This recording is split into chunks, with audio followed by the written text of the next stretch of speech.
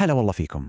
فكرتوا مرة إن كل شيء حوالينا، يعني من ربعنا بالدوام لشبكة الإنترنت وحتى شوارعنا، كلها بالأساس شبكات مترابطة؟ اليوم راح نكتشف مع بعض لغة بسيطة بس عجيبة تخلينا نشوف العالم كله بطريقة مختلفة تماماً.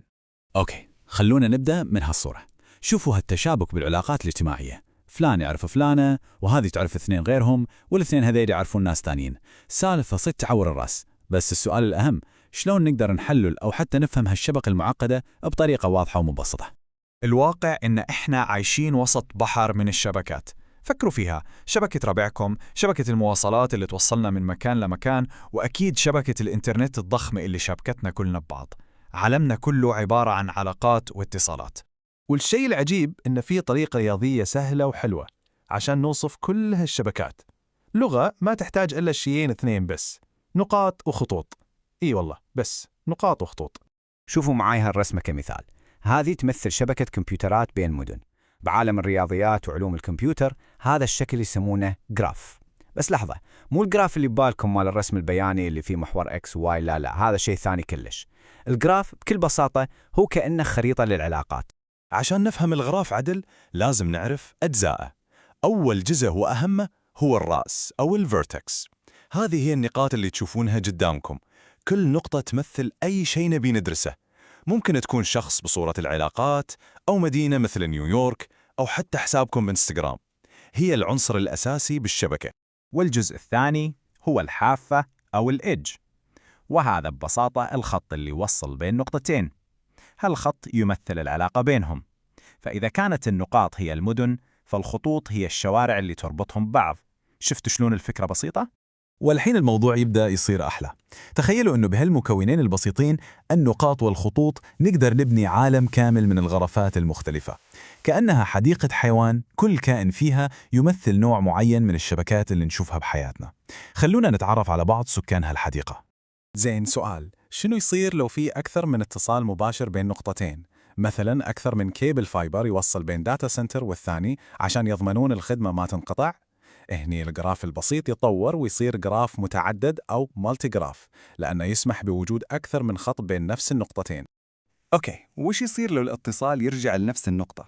تخيلوا كمبيوتر يسوي فحص على نفسه، أو دوار يرجعك لنفس المكان. هذه نمثلها بخط طالع من النقطة وراجع لها، ونسميها حلقة أو لوب. والجراف اللي يسمح بهالحلقات نسميه جراف كاذب أو سودو جراف. طيب، مو كل العلاقات رايح وراد، صح؟ ساعات تكون باتجاه واحد بس، بالضبط مثل شارع الون واي، أو لما تسوون فولو حق شخص بتويتر بس وما يرد لكم الفولو. هني العلاقة لها اتجاه، ونرسم سهم على الخط والغراف يصير اسمه غراف موجه أو دايركتد جراف. وهذا الجدول يلخص لنا كل شيء بطريقة مرتبة. شوفوا شلون، مجرد 3 قواعد بسيطة. هل الخط له اتجاه؟ هل مسموح بأكثر من خط؟ هل مسموح بحلقات؟ هذه القواعد تخلينا نوصف أي شبكة ممكن تخطر على بالنا بدقة. كل نوع من الشبكات له غرف خاص فيه. تمام، الحين بعد ما عرفنا شلون نرسم خريطة لأي شبكة ونحولها لجراف، نقدر نبدأ نسأل أسئلة مفيدة ونطلع بمعلومات ما كنا نشوفها قبل. الحين يبدأ الشغل العدل. خلونا نطالع الغرافين اللي قدامنا، G و H، كلها غرافات بسيطة وما فيها اتجاهات. أبيكم تركزون معاي على الغراف اللي على اليسار، غراف G. يلا تحدي سريع بس بعيونكم. بالجراف G، أي نقطة A ولا B ولا C ولا D طالع منها أكثر خطوط؟ خذوا ثانية وعدوهم. سهلة صح؟ اللي سويتوه الحين بكل بساطة هو إنكم حسبتوا درجة كل نقطة. الديجري هو مصطلح حق عدد الخطوط المتصلة بنقطة معينة، وهذا مو مجرد رقم، هذا مقياس مباشر لمدى أهمية أو مركزية هالنقطة بالشبكة. كل ما زادت الدرجة زاد تأثيرها. فالزبدة من كل هالكلام إن نظرية الغرافات مو بس معادلات ورسمات معقدة، لا، هي عدسة جديدة نشوف فيها العالم. لغة عالمية خلينا نفهم طبيعة الاتصالات اللي تشكل كل شيء في حياتنا. خلونا نلخص اللي تعلمناه بسرعة. أولاً، الغرافات هي خريطتنا للشبكات، تستخدم نقاط وخطوط. ثانياً، بقواعد بسيطة مثل الاتجاه والحلقات والخطوط المتعددة نقدر نصمم غراف يناسب أي شبكة. ثالثاً، نقدر نحلل هالغرافات ونقيس أشياء مثل الدرجة عشان نعرف منو اللاعبين الأساسيين بالشبكة. وهذا المفهوم أساسي ومحوري بعلوم الكمبيوتر والعلوم الاجتماعية، وحتى في تخطيط المدن والشوارع. والحين بترككم مع هالسؤال تفكرون فيه. لو بتطبقون هالفكرة على حياتكم، شنو ممكن ترسمونه كجراف؟ يمكن علاقاتكم بالدوام أو المطاعم اللي تطلبون منها. منو راح يكون النقاط وشنو راح تكون الخطوط اللي بينهم؟ جربوا تفكرون فيها، راح تنصدمون إيش كثر أشياء راح تفهمونها بطريقة جديدة. Welcome to The Explainer. Today, we're going to talk about something huge, an idea so powerful it can describe your friend group and the entire internet. And believe it or not, it all comes down to just two super simple things. All right, let's jump right in. Take a look at what we've got here. On one side, you have a computer network, cities linked by data cables. On the other, a map of friendships. I mean, they look totally different, don't they? One's all about tech, the other's all about us, about people. But what if I told you they're basically the same thing underneath it all? Seriously, if you just kind of ignore the details for a second, forget the city names, forget the faces, what you're left with is the exact same fundamental structure. So what on earth could they have in common? Well, the big reveal is this. Both of these complex networks, and so many others, can be boiled down to two things. Just two: dots and lines. So here's the key idea. In math, we call both of these a graph. And no, I don't mean like a bar graph from a business presentation. A graph is just a way to show connections. The dots, whether they're cities or people, we call those vertices. And the lines, the cables or the friendships, those are called edges. Vertices and edges. That's really all there is to it. Okay, so we have dots and lines. Simple, right? But here's where it gets really cool. Just by adding a few little rules to this basic idea, we can suddenly describe all sorts of complex, real-world situations. It's like we're building a whole family tree of graphs. All right, let's start with the granddaddy of them all, the most basic one you can have. This right here, it's called a simple graph. Nothing fancy, no tricks, it's just single connections that go both ways. Kind of like a simple road map where every road is a two-way street.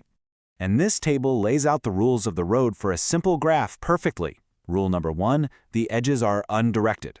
That just means the connection from Chicago to Denver is the same as Denver to Chicago. It's a two-way street. Rule 2, no multiple edges allowed. You can only have one line between any two dots. And Rule 3, no loops. A dot can't have a line that connects back to itself. Simple, right? But the real world is almost never that neat and tidy. What happens if you have more than one connection? Like, maybe there are 3 different fiber optic cables running between Chicago and New York for redundancy. Our simple graph can't handle that. So what do? It's actually super simple. We just change one tiny rule. See that? We flick the switch on multiple edges allowed from no to yes. And bam! Our simple graph is now a multigraph. Just like that, by tweaking one little thing, we can now model a more complicated situation.